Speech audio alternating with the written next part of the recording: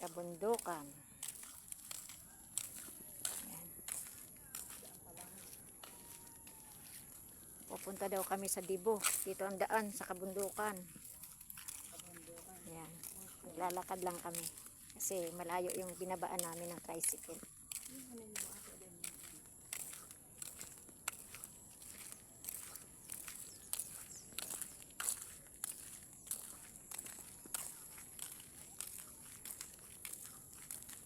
Ginagawa pa lang yung kalsada dito.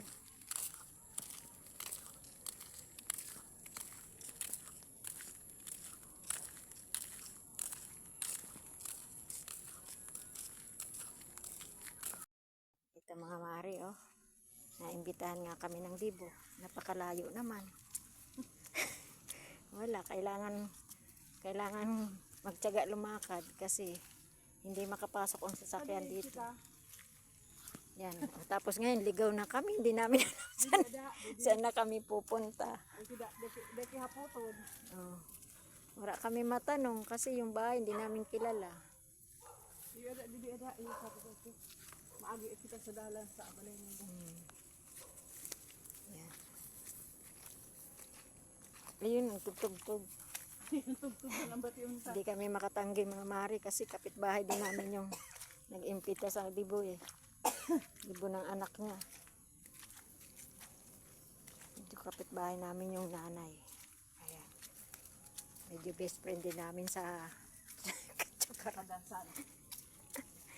Kaya ito oh. Sipin nyo, pera gabos lang. Mga puno. Puno ng pili, marami. Ano ka ba lang ito ang tugtog? Kaya kung mababa kita din ha. Palaban ng busis mo ang hindi yan. Ay, di ako makakanta. Maano pa kita din. Pasikat-sikat pa kita.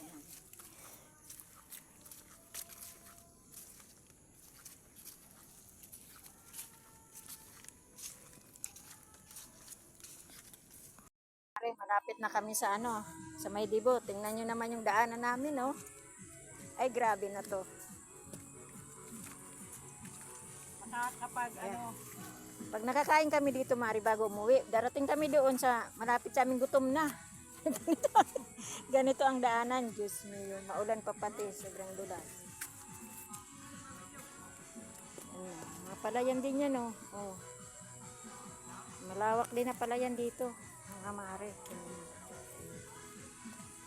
Tingnan yung daanan namin, oh. Grabe pahirap sa amin ito. Pero okay lang. Minsan lang naman ito sa isang taon.